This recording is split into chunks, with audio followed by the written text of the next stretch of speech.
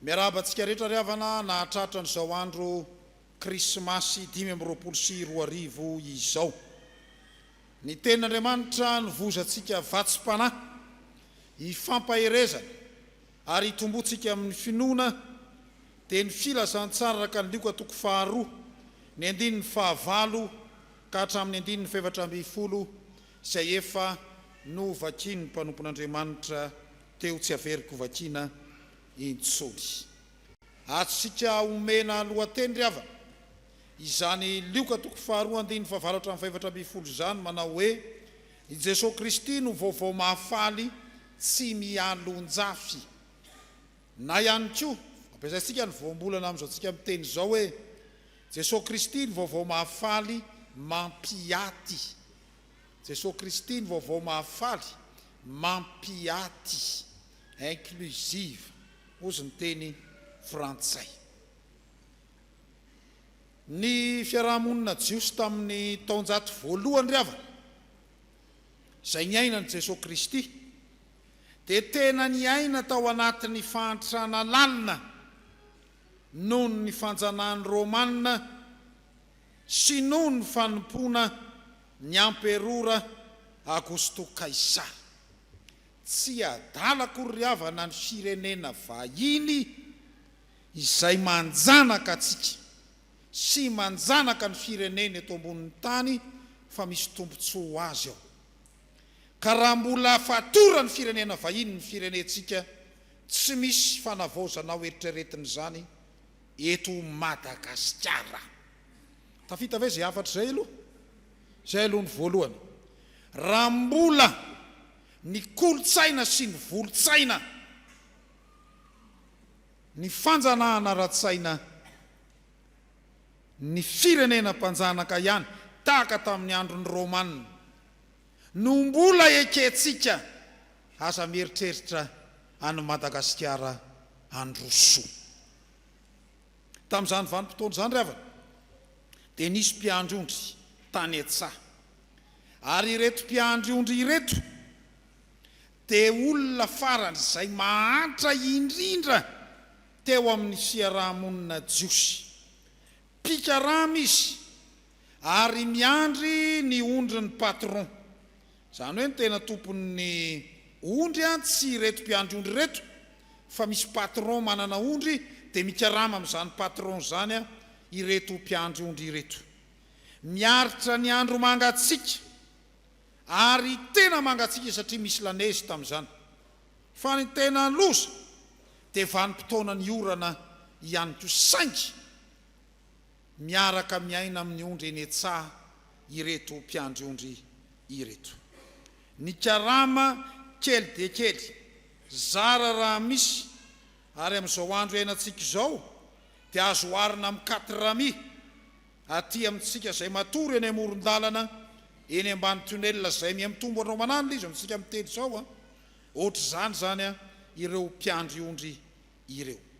Saingy ireo no novangin'ny anjely voalohany fa tsy ny olona ny andapa akory, na ny mpanan-karena na ny olona izay efa milamindano na ny fisainany, fa ireto mahantra indrindra ireto no nandreny vaovao mahafaly voalohany. Ka ny tenenany ny anjely, tondrany ny anjely ny avatr'Andriamanitra manao hoe aza matahotra fa indro milaza teny soa mahafaly aminareo aho dia fifaliana lehibe ho an'ny olona rehetra, fa mpamonjy ny teraka ho anareo anio ahoana ny toyny ao an-tanànan'i Davida dia Kristy tompo. Hitantsika amin'ny 7 hatramin'ny 120 zany ry havana. Amin'izao Krismasy izao, inona reny ho afatra ho atsika manatrika nyity fanimpom-pivavahana amin'ity anio ity. Ny voalohany ry havana dia izao hoe i Jesosy Kristy ny vaovao mahafaly ho an'ny mahantra sy ireo nailiky ny fiangonana sy ny fiarahamonina. Averiko tsara. I Jesosy Kristy ny vaovao mahafaly ho an'ny mahantra sy ireo nailiky ny fiangonana sy ny fiarahamonina. Zava-doza zany zava-doza. I Jesosy Kristy no vaovao mahafaly ho an'ny mahantra sy ireo nailiky ny fiangonana sy ny fiarahamonina.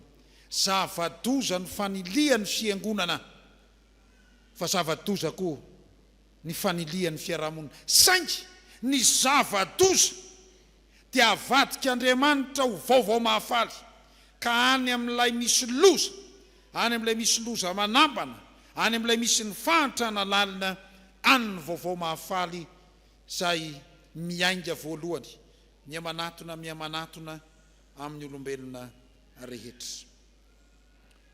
Ravana malala, teo amin'ny Jiosy dia no heverina olona maloto ny mpiandry ondry satria miara-matory sy miosina amin'ny biby, miosina amin'ny taim-biby, manroka taim-biby.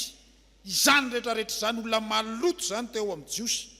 Boka ramonana hirana azy maika fa ireto mpiandry ondry reto izay noarina mihitsy amin'ny biby tsy hitantsony izay maha olombelona azy. Saika adiny mpitondra fivavahana Jiosy izy ireo ary tsy no raharahin'ny fiarahamonina sy ny fiangonana tamin'izany vanim-potoana izany satria no heverina ho tsy nahavita didy, tsy mahavita mitondra fanatitra any amin'ny tempoly akory ka tsy maintsy esorina makany amin'ny sisiny. Any amin'reto mpiandry ondry reto anefa no miantefa ny vaovao mahafaly n'Andriamanitra izay nentiny hirak'Andriamanitra dia ny anjely ka nitenenany hoe ary nisy anjely ny tompo nitsangana teo anilany ary ny voninahitry ny tompo nanelatrelatra manodidina azy ka raiky tahotra indrindra izy ary hoy ny anjely taminy, aza matahotra fa indro milaza teny soa mahafaly aminareo aho dia fifaliana lehibe ho an'ny olona rehetra fa mpamonjy ny teraka ho anareo anio ao an-tanànan'i Davida dia Kristy tompo. Amin'ny olona misy fetrany tsy afaka manoatra, amin'ny olona farahidiny eo amin'ny fiarahamonina, amin'ny olona tsy mandeha ny am-piangonana akory amin'ny andro Krismasy satria narakitra ary tsy misy, amin'ny olona mahandro amin'ny kapoka, amin'ny olona ny ambany tonelina, izany no iantefany vaovao mahafaly voalohany ry havana, ny vaovao mahafaly ny Jesosy Kristy tompontsika. Amin'ny olona mipetraka eny amin'ny tanàna maimbo, eny amin'ny feno rano maloto, eny amin'ny trano tsy zarizary, any anatin'ny trano sase, ho an'ireo olona ireo aloha ny filazantsara ny Jesosy Kristy, ilay Jesosy Kristy tia ny olombelona rehetra. Tranga tsy fahitany mpiandry ondry, tsy fahitany mpiandry ondry mihitsy, izany mahita anjely zany eny an-danitra. Ko nahoana moa izy tsy ho raiky tahotra? Matahotra izy, fa sady nahitany tsy fahitany.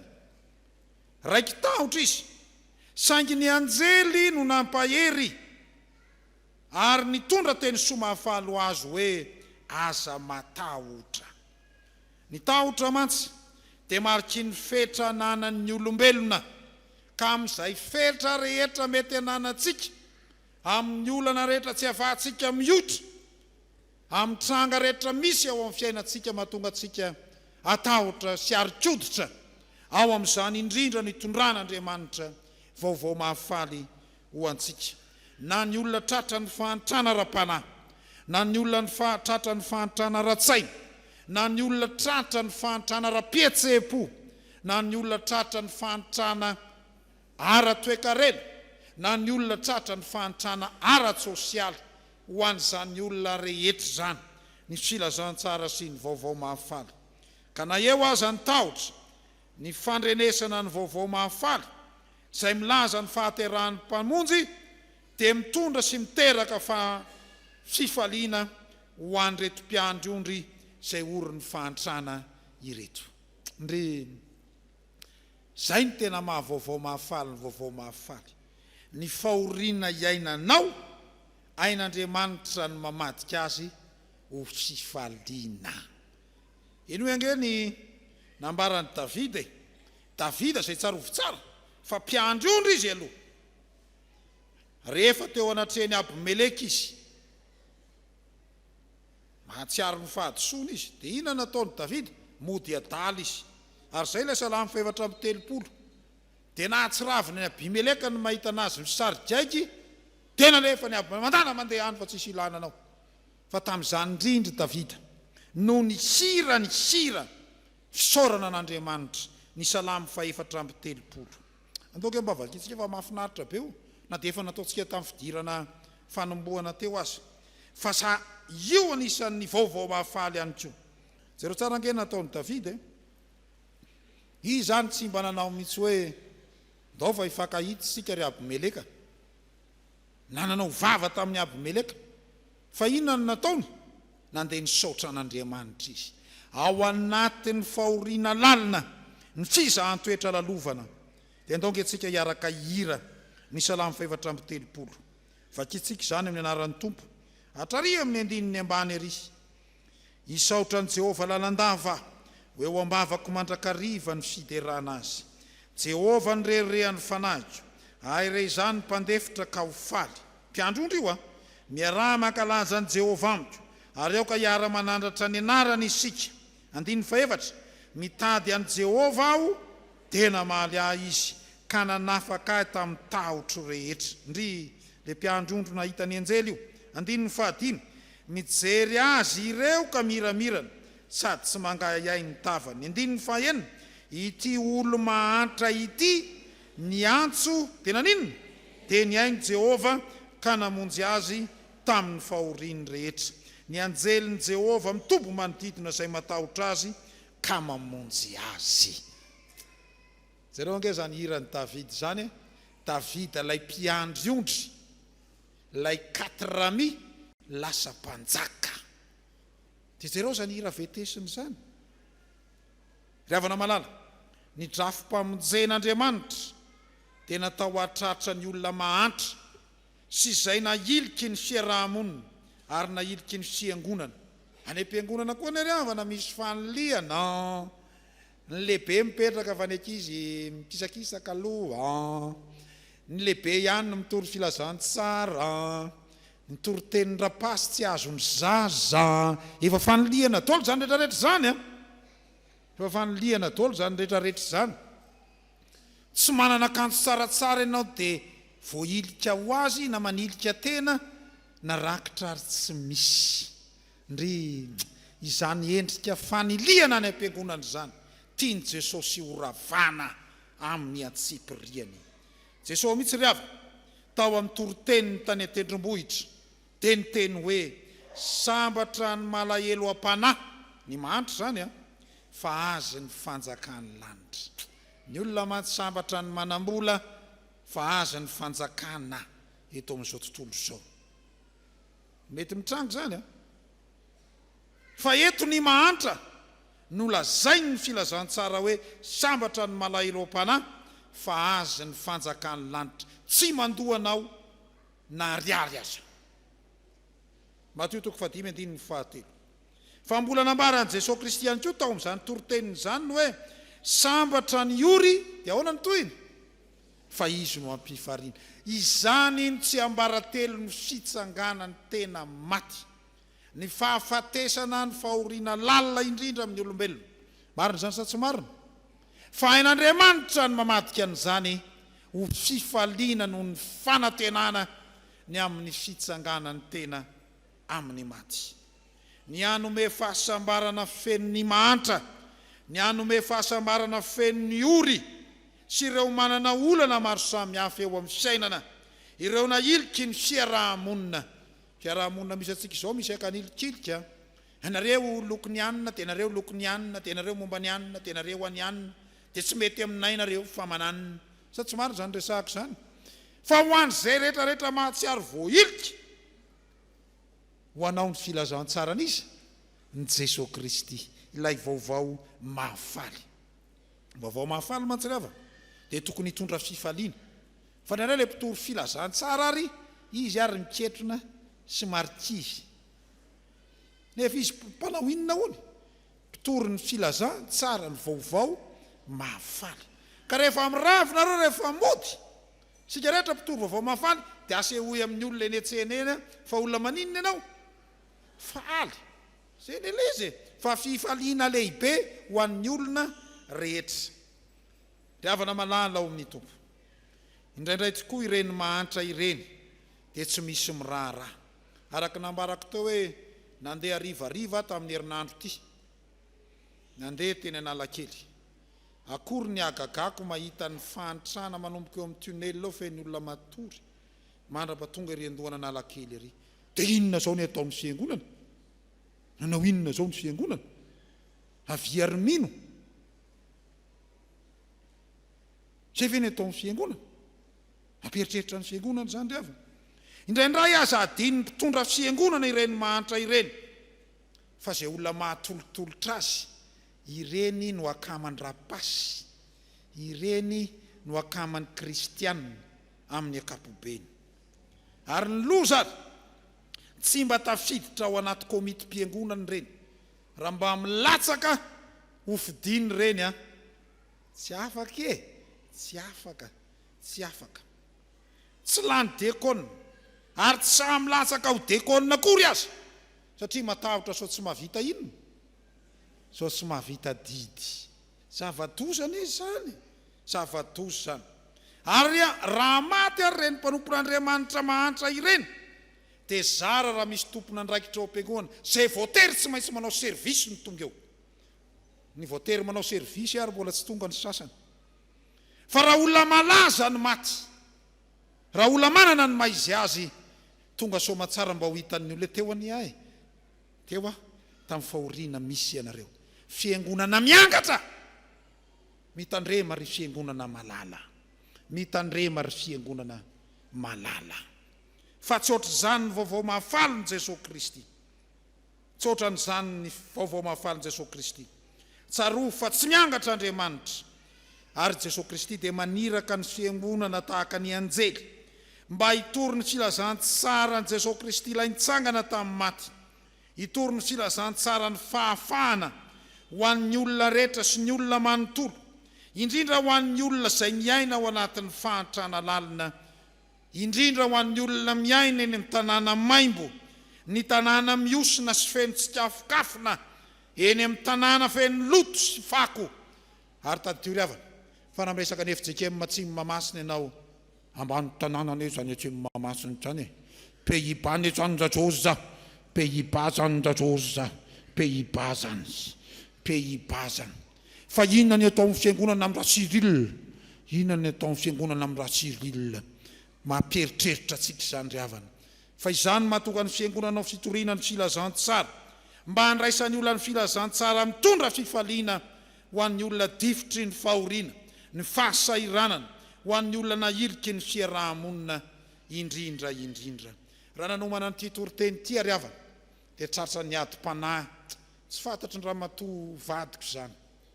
Izy matory somaty tsara, matory izy. Fa za miasa saina hoe ndry mba inona moa zany no ataoko, za aloha no asiko mafy ny tenako mangana, amin'ireo olona ao ambany tunnel izay tsy manana na ny hoanina aza. Inona moa zany no ataoko? Tsy haiko zao zay LIOKA eo raha atoandro, ndry fanen'ireo olona ireo tsy maintsy manendaka izy, zay vao afaka mihinana. Dia ozy ny fiarahamonina metimety hoe kanangalatra izy ka, kanangalatra izy. Anjaratsika ny mieritreritra ry havana, mila filazantsara zany. Ry fiangonana malala, sahiary manao drafitrasa misiona mba ho fampandrosoana ny olona rehetra sy ny olona manontolo, hanafaka azy ao anatin'ny fahantrana lalina. Fa izany ny antsona hoe vaovao mahafaly. Asehoy fa fiangonana mitondra vaovao mahafaly isika, hitondra fahafahana amin'ny fatorana sy ny fahantrana ara-panahy, ny fahantrana ara-tsaina, ny fahantrana ara-pihetsepo, ara-batana sy ara-toekarena. Ary na dia atao anatin'ny fiangonana ane, dia misy olona mila an'izany, fa ndraindray tsy hita ny fiangonana ireny. Fa pieritreretana ihany moa ny ary havana, fa Jesosy Kristy dia vaovao mahafaly ho an'ireny olona mahantra sy voailika ireny. Fa ny faharoa ry havana, azontsika raisina amin'ity tenin'Andriamanitra ity dia izao hoe ny olona rehetra sakanavaka mahita ny Jesosy Kristy ilay mpamonjy dia misitraka fiadanana. ny olona rehetra tsy akanavaka tsy misy fanoliana zay mahita ny Jesosy Kristy mpamonjy dia misitraka fiadanana. Ianao zay manatrika an'izao fanompoam-pivavahana izao, ianao zay manaraka ny toriteny any amin'ny Facebook na any amin'ny tambajotra serasera maro samihafa any, tsy diso anjara amin'ny fiadanana omen'Andriamanitra ianao. Tsarovy ry havana, fa planina n'Andriamanitra mihitsy ny hanomeny olona ny fiadanana araka ny teny fampanantenana nampitondrain'Andriamanitra ny Isaia hoe fiadanana, fiadanana ho an'izay lavitra sy ho an'izay akaiky hoy Jehova ka dia asitrana azy aho. Ny fahasitranana mahatsiryavana dia mariky ny fiadanana tolotr'Andriamanitra zany. Ary aoko sika eritreritra fa ny olona maty ene tsy mandrefa angiry firiana sy fanahitainana tsony, sa tsy zany? Ny dikan'izany manana fijery miabo ka ny olona nodimandry ao amin'ny tompo dia sitrana koa ireny mpanompon'Andriamanitra ireny. Endrika fahasitranana tsy vita ny dokotera ry havana, ny fahasitranana miorina amin'ny fitsanganany tena amin'ny maty. Zay ny ry havana fampahirezana ho antsika izany. Ary tsarovy ry havana, araka ny voalaza tao amin'ny Isaia 7:5-7 teo hoe fiadanana, fiadanana ho an'izay lavitra sy ho an'izay akaiky ho Jehova ka dia asitrana azy aho. Ny fanasitranana ny firenetsika dia efa endrika fanoloran'Andriamanitra ny fiadanana izany. Ny olona nahita ny Jesosy Kristy koa ry havana dia midera sy manome voninahitra an'Andriamanitra tahaka ny anjely, dia mihira ihany koa ny hoe voninahitra amin'ny avo indrindra ho an'Andriamanitra ahoana ny toyny, ary fiadanana ho ety ambonin'ny tany ho an'ny olona akasitra. 4 amin'ity filazantsara araka ny LIOKA ity. Ny olona manao ny sitrapon'Andriamanitra, ny olona manaraka ny didin'Andriamanitra no akasitrahan'Andriamanitra ka omeny olona fiadanana. Rehefa manao ny raha tsy manjarinjary ianao dia enjehan'ny eritreritra. Aleo enjehan'ny omby masika toy izay enjehan'ny eritreritra. Asynareo rehefa mba nanofy fa misy fotoana mba manofy ka sendra miforotra io tongotrao io no manofy enjehan'ny elika ianao na enjehan'ny omby dia tsy afaka mihitsy ianao ohatra ny hotratra ihany a, ohatra ny hotratra ihany a. Fa zao ry havako, ny vaovao mahafahaletrin'i Jesosy Kristy dia manala n'izany rehetrarehetra izany ka mamadika azy ho fiadanam-po anao. Ary Jesosy Kristy mihitsy ry havana no miteny an'izany fiadanana izany. Jereo ange ny ambarany mpaminany aloha ny raisiko voalohany raha milaza ny amin'ilay Mesisy izay hitondra fiadanana. Zao ny voalaza ny mpaminany, ary io dia hitantsika ao filazantsara ihany koa. Fa zaza tenen'ny anjely raha teo moa zany, fa zaza niteraka ho atsika, zazalahy no omenantsika, ary ny fanapahana dia ho atsorina, ary ny anarany dia tao hoe mahagaga, mpanolotsaina, Andriamanitra mahery, rainy mandrakizay, andriany fiadanana, prince de la paix. Zay le dikany. Ny andrisony ny fanapahana sy ny fiadanana dia tsy anapahatamperana eo amin'ny seza fiandrianan'i Davida sy ny fanjakana, mba hampiorenana sy hampitoerana azy amin'ny rariny sy ny isiny hatramin'izao ka ho mandrakizay. Zany ry havana no ambarany ao amin'ny Isaia 7:5 sy ny 9. Fa tsarovy ry havaka, fa taoriana ny tsanganan'i Jesosy Kristy tamin'ny maty, rehefa niaona tamin'ny mpianatra Jesosy dia niteny ihany koa izy hoe fiadanako no avelako ho anareo, fiadanako no omena anareo. Ary hitantsika ihany koa zany amin'ny Jaona 4:17-20. Rehefa nitsangana tamin'ny maty ny tompo dia izay niteny tampianatra hoe fiadanana. Isaky ny manonona fiadanana ianao zany dia ny tokony ao an-tsaintsika ry havana teny hoe tsangana amin'ny maty indray isika. Zay ne. Rehefa mamangy fahoriana zany tokony ho vahatsika ilay izy. Mahazatra atsika manakory abinareo tompoko. Dia ahoana ilay valiteny? Reto etiany izay tompoko. Dia miteny indray ilay mamangy amin'ny fahoriana tompoko. Fa raha ny tena izy dia tokony ho zao no ataontsika hoe manakory abinareo tompoko ho aminareo aneny fiadanana. Dia mamaly koa ilay evangina mamaly hoe ahoana? Ho aminao koa. Da ohatra mba hianatra an'izay tsika ravana na dia tsy fahoriana ary fa ao anatin'izao Krismasy zao ho aminareo anay no fiadanana eny ary dia zay mahatonga ny pastera tiana mampianatra hoe ho an'ny velona ny atao hoe mandria ampiadanana fa tsy ho an'ny maty ny maty efa tsy mandre tsoniko ripiripiripo azonareo ve aiza moantsika ny tsy ho ripaka fa ny olona velona no tenenina hoe mandria diagnane sika rehetra ry havana rahariva mba handry ampiadanana daholo nda oara reo mba miteny amin'ny pastera hoe pastera amin'izao krismasy zao a mandria ampiadanana ianao rahariva